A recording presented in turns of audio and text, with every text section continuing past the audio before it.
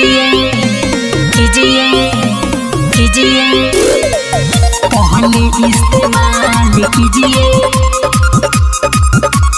कीजिए कीजिए फिर विश्वास कीजिए। तू तो कई जगहिया पर नाचल बाड़ू, अच्छा। तब कहेलू हमसे की बाचल बाड़ू। अरे वैसा बात नहीं है का। तू तो कई जगहिया पर नाचल बाड़ू, हाँ। तब कहेलू हमसे की बाचल बाड़ू। सुनी आवे के न मोन बातो अच्छा। आप बर्दाश्त कीजिए। हाँ। आवे के न मोन बातो जी। आप बर्दाश्त कीजिए। हाँ। पहले इस्तेमाल कीजिए अच्छा। फिर विश्वास कीजिए। हाय हो दादा। पहले इस्तेमाल कीजिए हाँ। फिर विश्वास कीजिए, समझे? अरे हाँ जी। पहले इस्तेमाल कीजिए कीजिए कीजिए फिर विश्वास कीजिए।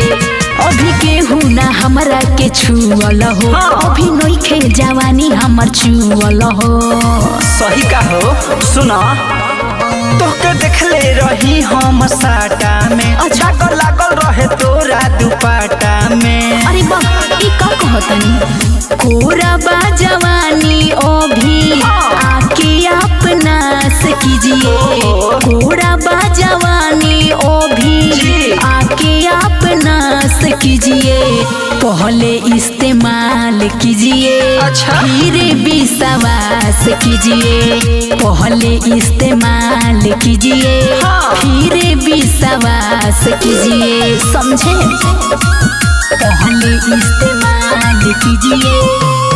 मिक्स बाय सोनू साजन यादव। फिर विश्वास कीजिए। सुनो सुनो जितेंद्र देहतिया हो, का? तू तो लागो तारो बोरियतिया हो। अरे हाँ हो उहे समझा। सुना सोनू साजन के तू बुझलू आवारा हो। अरे ना। इहा बानी हम सबका से बारा हो। अच्छा अरे तो होई सुनी कहली सरिता सुनो काची? हमरे प्रयास कीजिए। अच्छा। कहली सरिता सुनो हाँ। हमरे प्रयास कीजिए। ओहो। पहले इस्तेमाल कीजिए अरे जियो। फिर विश्वास कीजिए। पहले इस्तेमाल कीजिए हाँ। फिर विश्वास कीजिए। आई हो दादा सही का। Recording studio Patna.